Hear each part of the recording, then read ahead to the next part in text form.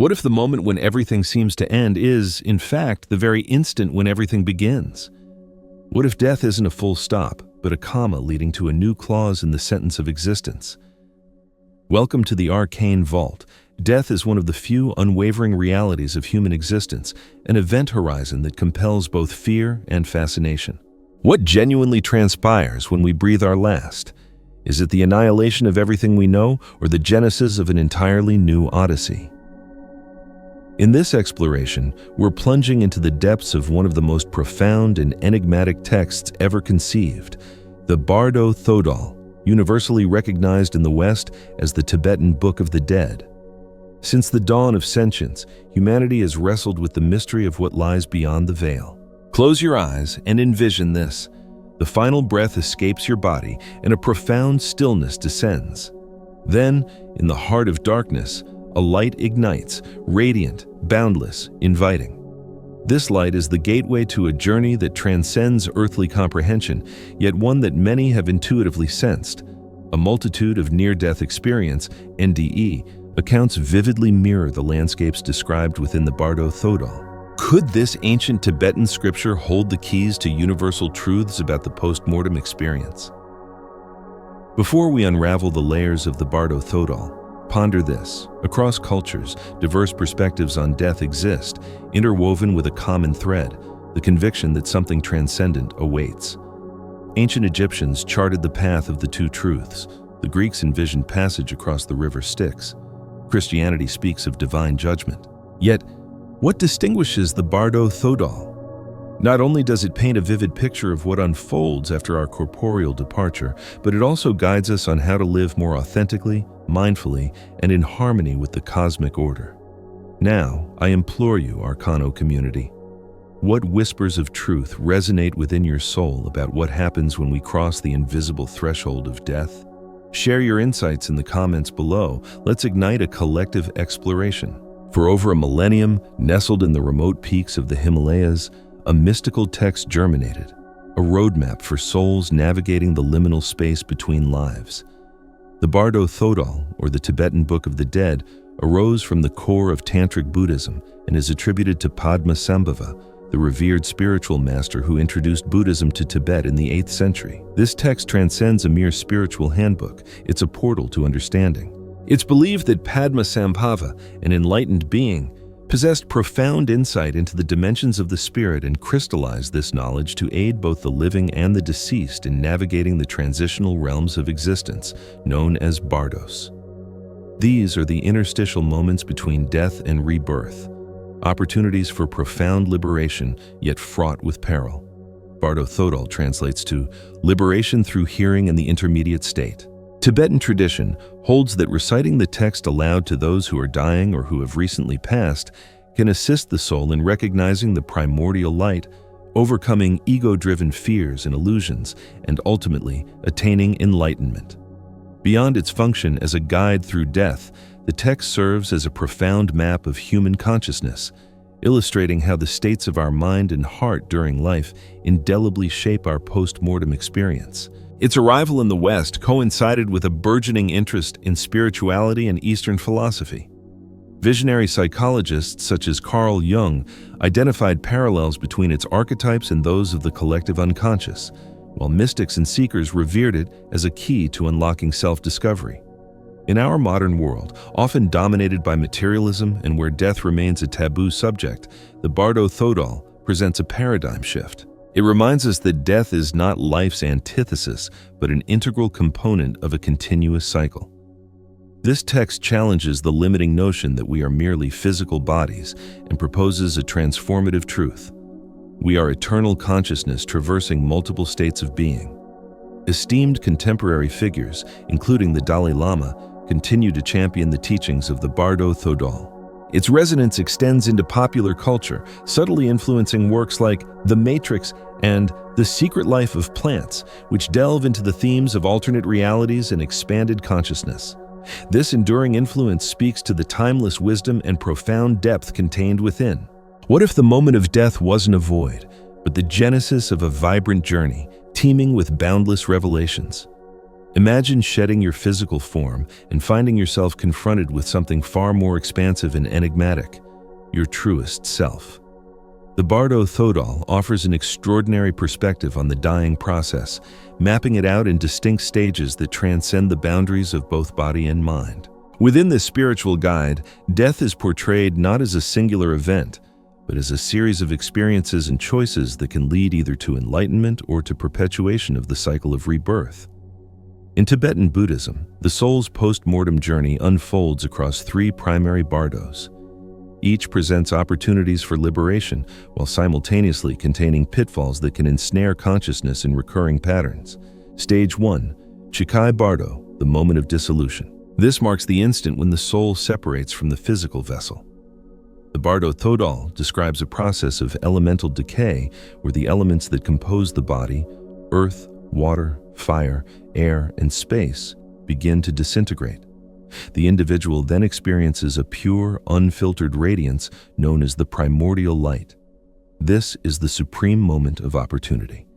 If the soul recognizes this light as its own intrinsic divine essence, instantaneous enlightenment can be achieved. The challenge lies in the fact that many individuals fail to recognize this light due to the accumulated weight of fears, attachments, and ego-driven illusions amassed during their lifetime. Stage 2, Chonyid Bardo, the intermediate realm. In this stage, the soul enters a transitional domain where symbolic visions begin to coalesce. Benevolent or malevolent beings manifest, embodying the soul's inner qualities and deepest fears. The Bardo Thodol emphasizes that these visions are not external entities, but rather projections emanating from the mind itself. Recognizing their illusory nature is paramount to avoiding confusion and entrapment. This phase bears striking similarities to accounts reported in numerous near-death experiences, including encounters with radiant light or benevolent spiritual guides. Stage 3, Siddha Bardo, the gateway to rebirth. If enlightenment remains unattained in the preceding stages, the soul progresses to the process of rebirth. At this juncture, it is drawn towards a new existence, shaped by the accumulated force of karma. The Bardo Thodol elaborates on how the soul is guided toward a new life, propelled by its ingrained intentions and desires. This is the stage where the cycle of life and death perpetuates. The Bardo Thodol underscores that post-mortem experiences are profoundly influenced by the state of consciousness cultivated during life. Attachments, fears, and illusions can generate bewildering scenarios within the intermediate realm, diverting the soul from recognizing its own divine essence. Consider how your anxieties and preoccupations shape the contours of your dreams. In the Bardo, these same patterns can manifest with heightened intensity, blurring the lines between reality and illusion. This text illuminates that death is a mirror reflecting the life we have lived. The fears, attachments, and beliefs we harbor during our earthly existence directly influence how we navigate the transition. Preparation for death, above all else, entails cultivating a state of clear, open, and accepting awareness. Are you living in a way that primes you to recognize the primordial light when it dawns? The question extends beyond what occurs at the moment of death. It asks what we are actively doing to prepare for this inevitable transition. The Bardo journey, after all, commences long before our final breath. Imagine a light so potent and luminous that it instantaneously dissolves every fear, every doubt, and every illusion of separation. What if that light represented the very essence of your being? The moment of death unveils a transcendental encounter, the manifestation of the primordial light. This light isn't an external entity. It is the purest expression of universal consciousness, the divine essence that permeates all of existence. The instant the soul departs from the body, it is presented with the opportunity to recognize this light as its own inherent nature. Within the Tibetan tradition, the primordial light is described as pure, boundless, and pristine, devoid of form or color. It embodies the ultimate reality beyond duality, representing a state where there is no separation between the individual and the universal whole, a state of absolute unity. As Padmasambhava profoundly stated, light is not something that comes to you. It is what you have always been. Visualize sunlight illuminating everything within its reach. It shines indiscriminately, unburdened by the shadows we create. The primordial light mirrors this quality, ever present, even when obscured by the veils of ego and illusion. Despite the clarity and radiance of the primordial light, many fail to recognize it. This stems from the mind's conditioned responses, molded by the fears, attachments, and beliefs accumulated during life, which may trigger confusion or rejection. The Bardo teachings suggest that this inability to recognize the light is the primary reason why souls fail to achieve immediate enlightenment. Imagine awakening in an unfamiliar place after a deep sleep. You might experience confusion, disorientation, or even fear despite being safe. The experience of the primordial light can elicit a similar response in an unprepared mind. The ego, which defines us as individual entities during life, poses one of the most significant obstacles at the moment of death. It constructs barriers that impede the soul's ability to merge with the light. In the Bardo state, the ego desperately attempts to preserve its identity, conjuring illusions that distract and entrap consciousness. Like an individual struggling to leave a toxic relationship out of fear of the unknown, the soul may resist the light due to its ingrained attachments to its earthly identity. How can we cultivate the ability to recognize the light? The Bardo Thodol teaches that recognizing the primordial light hinges on preparation and practice throughout life. This entails cultivating awareness of the mind's inherent nature and learning to release attachments. 3 key practices stand out. First, meditation. Regular meditation cultivates a familiarity with states of clarity and stillness analogous to the nature of the light. Second, self-knowledge. Understanding the ego's mechanisms and its tendency to generate illusions is crucial for avoiding deception at the critical moment. Third, acceptance. Embracing life's inherent impermanence and viewing death as a natural transition mitigates fear of the unknown. Light neither judges nor chooses. It serves as a mirror reflecting the essence of consciousness. For some, it is a source of profound peace and unity. For others, it can induce confusion if their mind remains entangled in illusions and fears.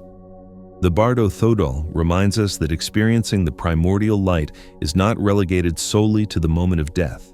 We can experience glimpses of it throughout our lives when we are fully present, connected, and free from the ego's grip. Moments of profound silence, gratitude, or communion with nature can offer fleeting glimpses of this radiant light. Set aside a few moments each day to sit quietly and envision that radiant, boundless light residing within you. The ego, while an essential tool for navigating the physical world, also serves as the source of illusions and attachments that distance us from our divine essence.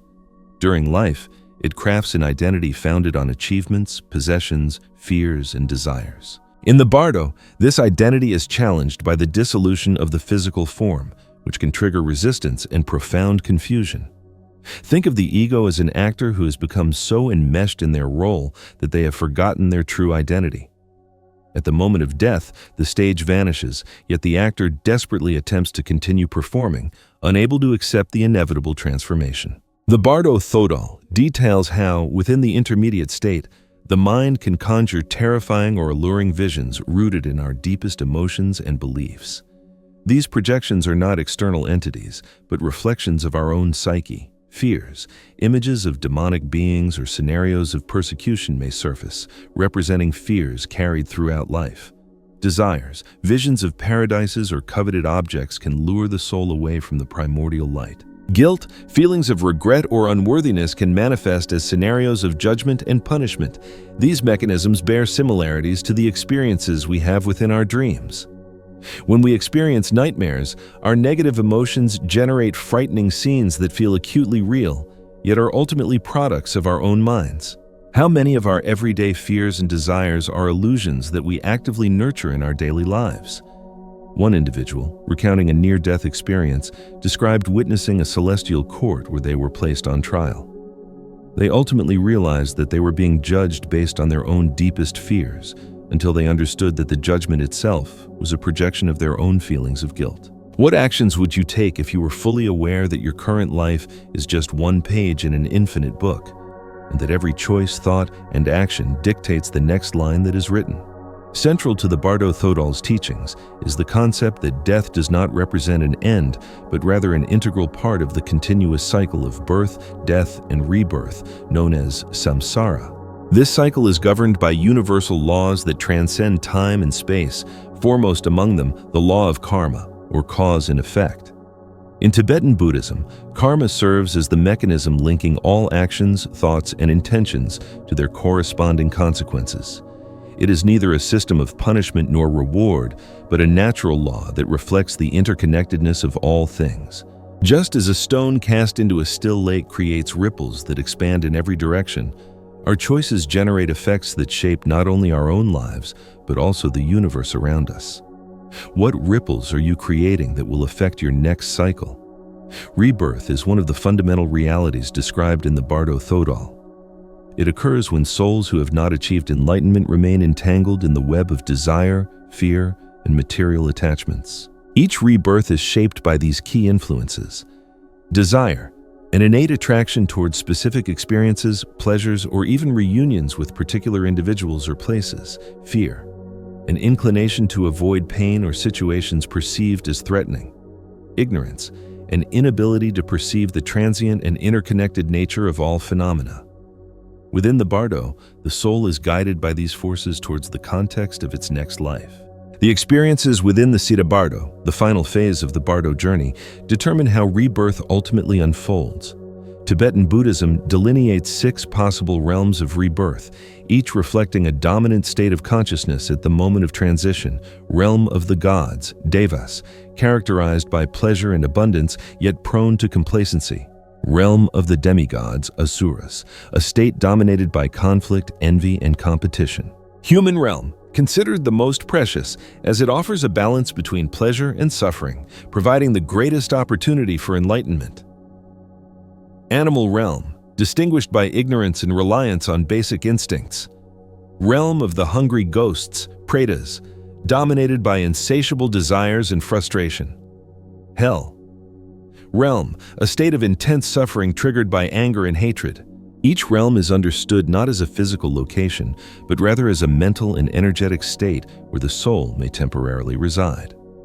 While the cycle of rebirth may appear to be a prison, it is also viewed as an opportunity for continuous learning and spiritual growth. Each lifetime offers the chance to cultivate virtues such as compassion, wisdom, and detachment, guiding the soul closer to enlightenment. Just as every mistake in life can serve as a valuable lesson, each rebirth provides an opportunity to correct imbalances created in previous cycles. The Bardo underscores the pivotal role of the mind in the post-life experience. Once the physical body is shed at death, consciousness is liberated from material constraints, yet remains profoundly influenced by the memories, emotions, and mental patterns cultivated during life. The state of mind at the moment of death profoundly shapes the Bardo journey, and, ultimately, the soul's final destination. Within the Bardo, the mind is no longer anchored by the physical body, granting it extraordinary power. Devoid of sensory limitations, it projects images, scenarios, and entities that appear as real as anything experienced during life. These projections, however, are not external phenomena. They are internal reflections of the soul's emotions and ingrained patterns. Positive projections, experiences of radiant light, profound peace, and harmony may arise if the mind is calm and deeply connected to its own divine essence. Negative projections, visions of intense fear, guilt, or menacing entities may emerge from unresolved emotions or persistent attachments. What would your mind project if it were suddenly freed from all limitations? The mental state we cultivate during life not only dictates how we live, but also determines how we will navigate the transition at the moment of death. Investing in cultivating mental clarity, non-attachment, and compassion represents one of the most significant preparations we can undertake for the Bardo journey. The mind is a universe unto itself, wielding the power to create entire worlds, yet also remaining vulnerable to the illusions it generates. The central teaching of the Bardo Thodol remains clear. When we understand and master our mind, it transforms from a prison into a key that unlocks our own liberation. If your mind were a mirror, what would it reflect? Radiant light and clarity, or the shadows of fear and doubt?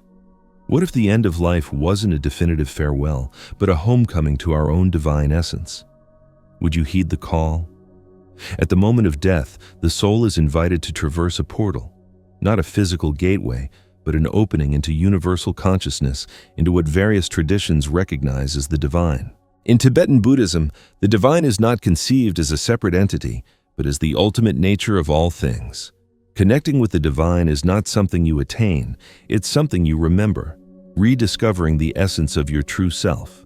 The Bardo Thodol describes how, upon dying, the soul encounters the primordial light, a moment that presents the clearest opportunity to unite with the divine. Though this light is ever present, recognizing it necessitates a clear mind and a heart unburdened by attachments.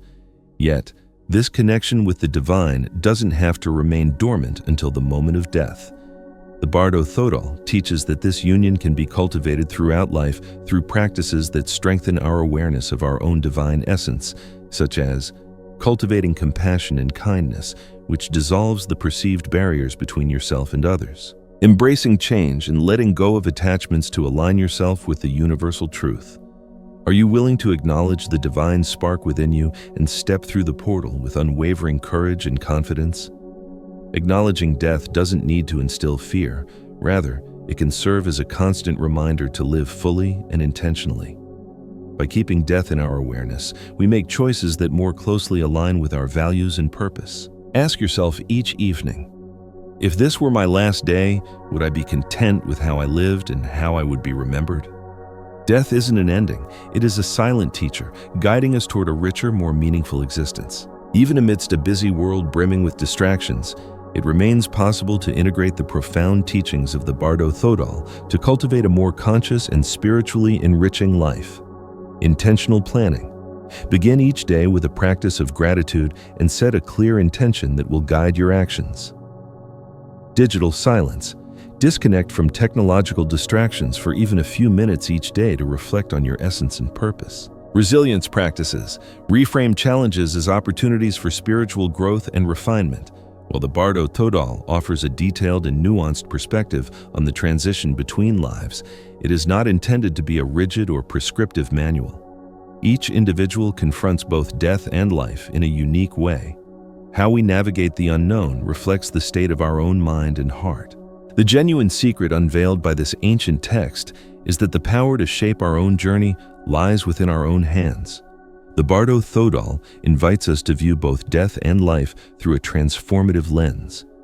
It reveals that what appears to be an ending is, in reality, a new beginning, and that the key to transcending fear and illusion resides within us. More than a guide for our final crossing, it is a tool for profound inner transformation, a map guiding us to live with greater awareness, clarity, and a deeper connection to the divine. Ultimately, we are all travelers on the same path, driven by the shared desire to return to the light. Subscribe, share, and comment on your own experiences and reflections. Your voice contributes to this universal dialogue. Until next time, Arcane community. So what can we take away from this journey through the Bardo Thodol? It seems to whisper a comforting truth, that even in the face of what appears to be the ultimate end, there's actually the potential for a beautiful, expansive beginning. Death, rather than being a black wall, could be a doorway to something far greater than we can currently imagine, a return to the radiant light that's always been a part of us. It's about living in a way that prepares us to recognize that light, both in life and beyond. Now, I'm truly curious to hear your thoughts. What resonated with you the most from this exploration? Do you have any personal experiences, questions, or insights about death, consciousness, or the Bardo Thodol that you'd be willing to share? Please, leave a comment below. Let's continue this conversation and learn from each other. And if you found this exploration thought-provoking and would like to delve deeper into similar mysteries, make sure to subscribe. That way you won't miss out on future videos where we unravel the secrets of the Arcane Vault together. Thanks for joining me on this journey.